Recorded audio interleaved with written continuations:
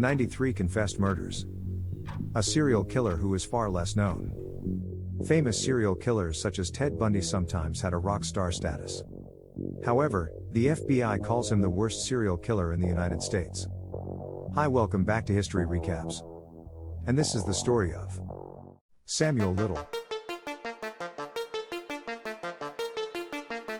Samuel Little died Wednesday morning at the age of 80 in a hospital, as the California Prison Authority announced.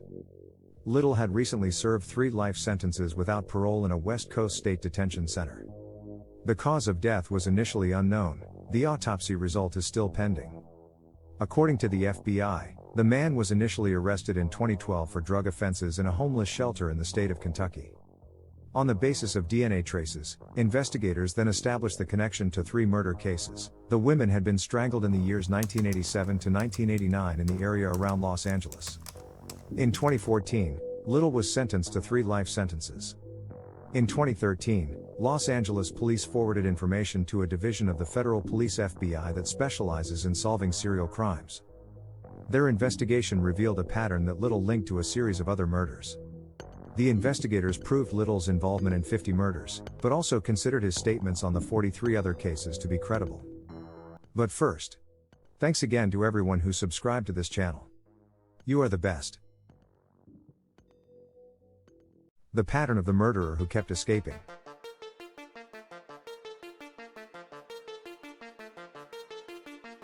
In the US, a 78-year-old has confessed to more than 90 murders, making him the worst serial killer in the country's history. The details he can still remember are cruel. Samuel Little shows no remorse. His memory is precise and harrowing at the same time. Samuel Little can remember almost every detail of his murders. To the women's face when he choked them and masturbated. To the city, the streets and the car with which he disposed of the corpses. To a pecan tree in front of a cemetery, under which he then half-heartedly buried one of the corpses.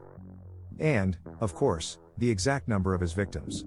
Jackson, Mississippi, 1, Cincinnati, Ohio, 1, Phoenix, Arizona, 3, Las Vegas, Nevada, 1, FBI analyst Christina Palazzolo quotes from Samuel Little's confessions.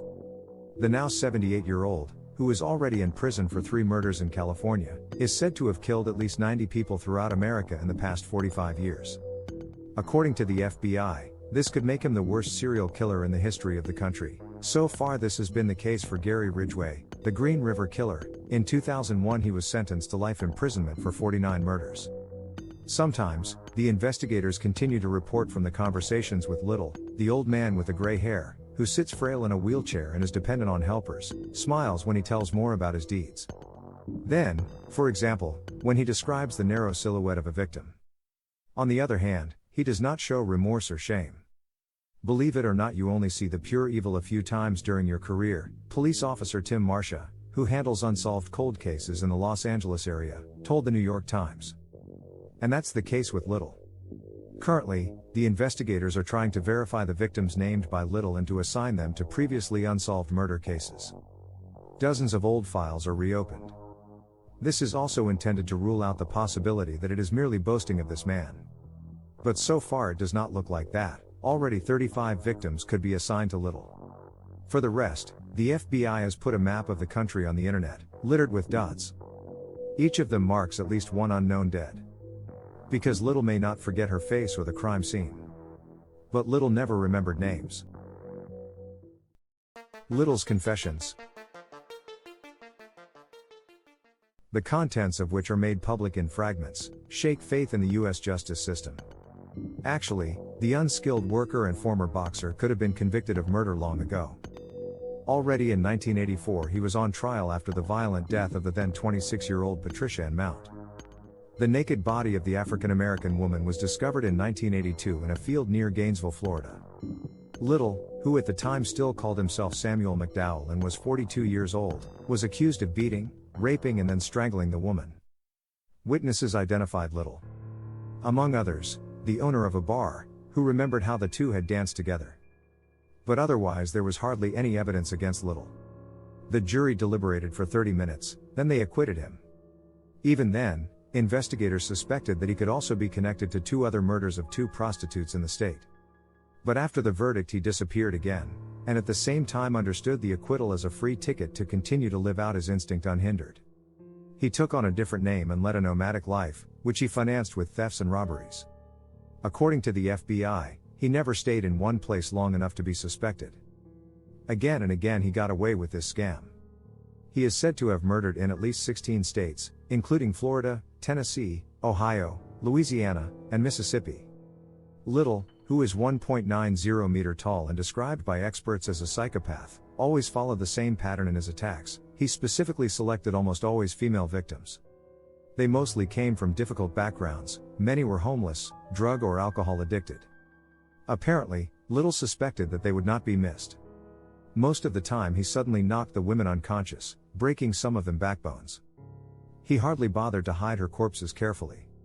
His actions were always clearly sexually motivated, Beth Silverman of the Los Angeles prosecutor's office told the New York Times. But Little does not want to be called a rapist. Erection problems make this impossible, it is said. At least 2 women are said to have barely survived the attacks, reports the local newspaper Clarion Ledger. One of them, who worked as a prostitute in 1981 and was asked into the car by Little, remembers how brutally he beat her.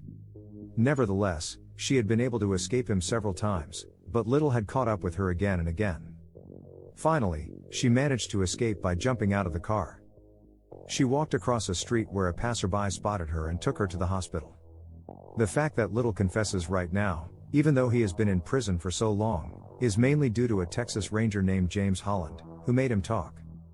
Little said that he enjoys the attention that has been given to him ever since. For him, it is also a little change in the barren everyday life in prison.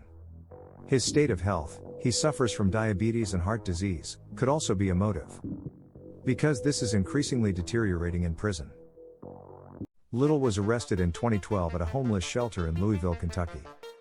Police conducted a DNA match that soon led to 3 unsolved murders in the Los Angeles area in 1987 and 1989. In the subsequent trial, he was found guilty. The case attracted the interest of other investigators for cold cases, including Holland from Texas. He visited Little in prison and gained his trust. Apparently, the two made a deal. Little would be transferred to another prison where he could be treated better medically. For this, it is said, the 78-year-old would tell of his life. Since then, Little has been talking. In some conversations he has confessed to 2 murders at once.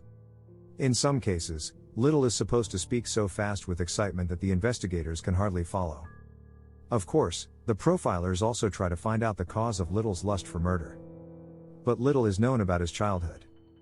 He grew up with his grandmother in Ohio after his mother gave birth to him in prison. He himself called her Lady of the Night.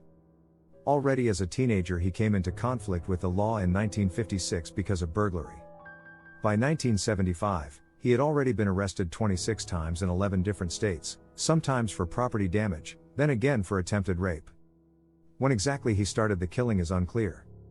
It must have been sometime in the 70s. Little remembers a 19-year-old whom he claims to have picked up at a bus station in 1972. He could still describe the road signs he drove past to find a suitable place to unload her body. In order not to stop his flow of speech, other investigators who also want to interview him because of a cold case receive concrete instructions. We were told never to ask him directly or say, "Do it for the families," because he never feels any kind of pity for his victims, police officer Greg McDonald told the Washington Post. Because Little does not associate the dead with fates, such as that of the approximately 20-year-old Rosie Hill from Marion County/Florida. She was a young mother. At the time of the murder in 1982 her daughter was only 3 years old. Once, a police officer recalls, a conversation about religiosity developed with Little in the course of the confession. The two talked about the nature of sin. The 78-year-old only replied that he did not have to fear anything in this sense. "God has put me into the world so that I can do that," the policeman quotes him. That's why, according to Little, he doesn't need to ask for forgiveness. What do you think? Is he the worst serial killer of all times? Thanks for watching. If you like this video, please subscribe, like and hit the bell.